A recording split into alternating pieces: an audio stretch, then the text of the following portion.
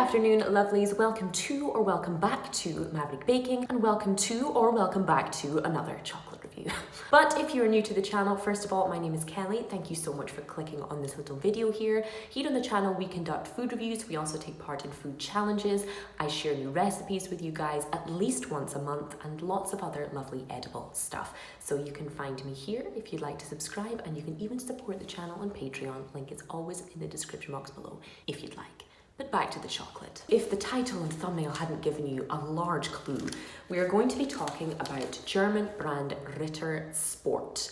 We did a video on Ritter Sport recently where they had released their kind of Tastes of the World bars, which involved, tastes of other countries made into chocolate bars. If there's anything this brand can't be faulted for, it's variety. No matter whether you find them in Lidl or one of the kind of branded Ritter Sport stores in Germany, these guys have selection. They have something for everyone, from white chocolate to milk chocolate to dark chocolate, all the nuts, all the yogurty flavors, all the creamy flavors, all the sweet and salty flavors. More so, I would probably say, than any other kind of big brand chocolate company I know. More so than Cadbury, more so than Mars, more so than Milka. Ritter really do have something for every palate, and that's something that no matter your view on their ethics or the quality of their chocolate, it can't really be faulted. That said, today we are getting into their foray into high cocoa chocolate, shall we call it. High cocoa chocolate, craft chocolate, etc. has become just hugely popular in the past few years as the general public and chocolate lovers learn more about the dodgy ethics of many mainstream chocolate makers, shall we say. People have been turning more and more to craft chocolate, not only for the value for money, but just how bloody good it tastes. Ritter Sport seem to be kind of picking up on this trend and have started to make some of their bars a bit more chocolate nerd friendly. So instead of the usual kind of bright, glossy packaging, they have these kind of still colorful but matte packaged bars, and there's a big giant cocoa bean in the middle, just so you don't forget what's inside. Something else you might notice is the big old percentage they have slapped on the front of these bars. We're going to be talking about 4 of these today that all comes in this very kind of specific colorful branding with a fat percentage number and an almost completely irrelevant cocoa bean slapped on the front. These bars brag about having minimal ingredients and being of the kind of highest Ritter quality. But today we're going to find out whether that actually has some merit or whether it's just good PR. We're going to be starting with the 55% milk chocolate. Now this is made with cocoa from Ghana. Now this bar boasts only containing 4 ingredients, being cocoa mass, sugar, cocoa butter, and milk powder, which I must say is pretty impressive and pretty rare in mainstream chocolate. Even your more kind of luxury marketed brands like Lindt and some of the other kind of Mars companies will often brand themselves as high quality dark chocolate, but they'll have lots of emulsifiers or vanilla flavoring or palm oil in there to pad the bar out and still call it high quality somehow. So I'll be impressed to see if this is as tasty as it is advertising itself to be. So we open this up to see the kind of classic Ritter Sport bar. That lovely kind of portable shape and those big hefty chunks. Bit unusual in dark chocolate, but it's the Ritter Sport branding.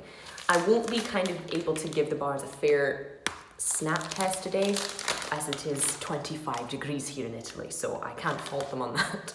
But let's see how this 55% chocolate tastes and see if it's worth your money. That is a very nice milk chocolate. Though it looks quite dark and 55% suggests it's going to be pretty strong compared to normal milk chocolate, this is some of the most kind of decent quality milk chocolate I've tasted from Ritter Sport ever. It's smooth, it's creamy, it's nice and milky and nothing too dark, while also not having the kind of aggressive sugariness that mainstream milk chocolate bars, like mainstream regular milk chocolate Ritter Sport bars, can have. It's a very tasty and simple way to enjoy milk chocolate at a very reasonable price. I would happily give this bar a 4 out of 5. Let's move on to the kind of darker shades of this Ritter Sport line and see what we're working with. Now this one apparently won a Product of the Year award in 2020. 2 years on, it's probably time to stop putting that label on it, but still. So this bar, along with the two we will be tasting after this one, boasts only 3 ingredients, being cocoa mass, sugar, and cocoa paste. No milk, no emulsifiers, no kind of vegetable oil additives or, you know, whey powder, anything like that to balance out the flavor, which is a good sign.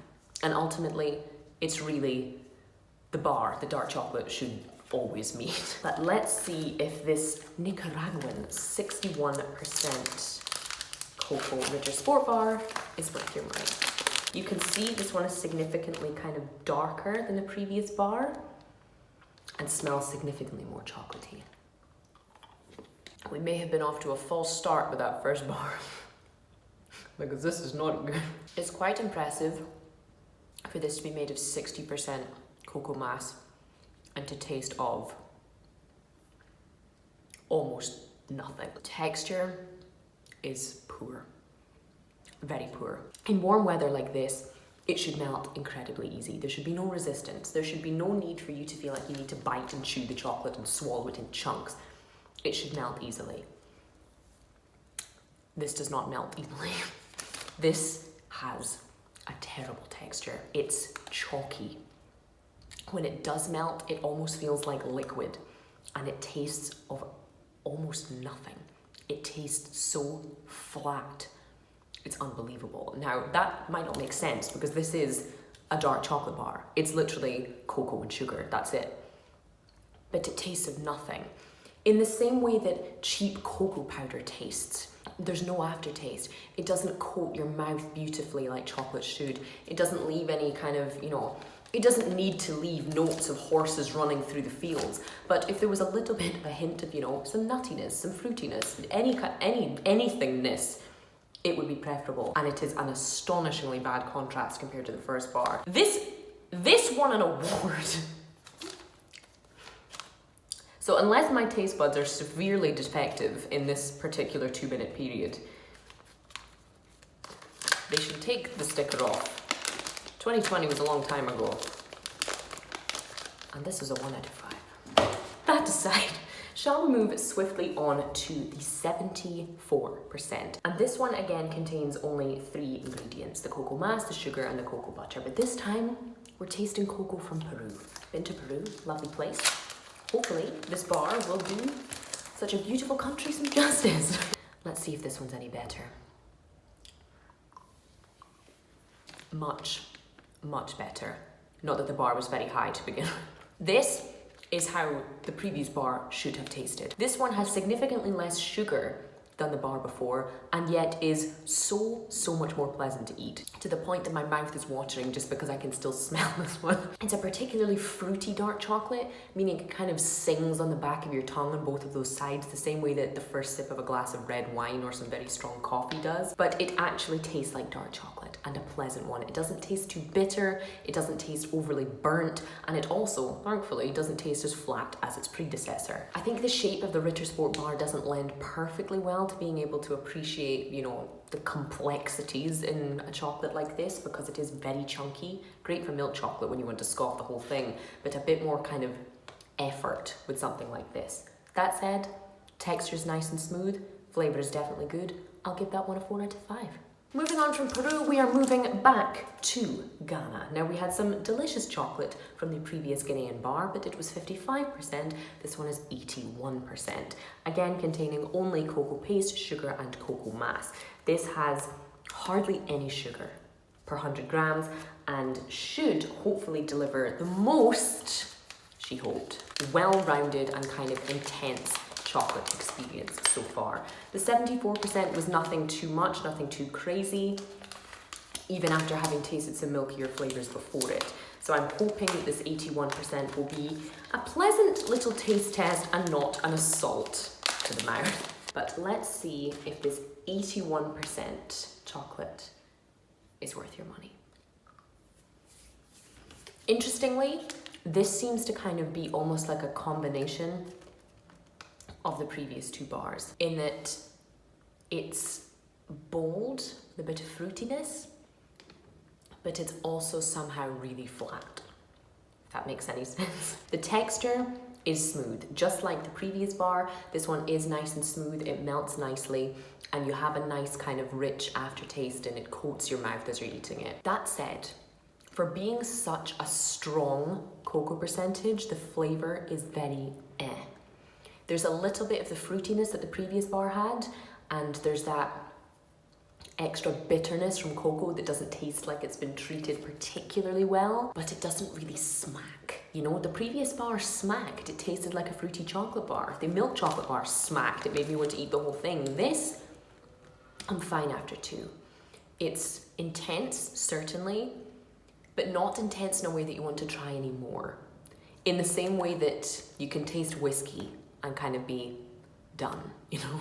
And that's not really what you want from dark chocolate. Dark chocolate will always be too intense to want to, you know, ravage through a whole bar, but it should at least make you want to come back for more, or keep smelling it, or keep talking about it, keep tasting it. This is just fine, really. It's not as good as the previous, but definitely better than the one before that, so I'll give this one a 3 out of 5. A very, very interesting and unexpected range of details discovered from Ritter Sport today, but it has to be said that the quality is really, really inconsistent. From the first bar being fabulous, to the second bar being terrible, to the third bar being good, and the fourth being eh. That's not really a great track record. These were all available for less than €3 each. Now, I absolutely must concede that this is a great range to try if you're trying to get into better quality chocolate at a nice kind of budget price range. Companies like Lindt, for example, will overcharge you for poor quality. In this case, some of these bars are a very, very reasonable price for what you're getting in return. If you're trying to get into dark chocolate, or you're trying to get into chocolate that has less additives and less rubbish, that makes you appreciate the flavor rather than just, you know, the assault of fat and sugar that some mainstream chocolate can be, especially Ritter Sport. That said, don't be fooled by the big number. It doesn't necessarily mean better quality. And similarly, don't be fooled by an award they got back during the height of the pandemic when everyone clearly lost their sense of taste and smell, because this bar was shite. If you guys have tasted any of these kind of quality cocoa bars from Ritter Sport, or you're a Ritter Sport fan in general, let me know in the comments below. Granted, they are still not the best company for chocolate ethics when it comes to farming, but it is interesting to see them take steps into more conscious chocolate bars to begin with. Let me know your thoughts though. But I'm afraid that is all I have space and time for today. Thank you guys so much for watching as always, and I will see you for the next one.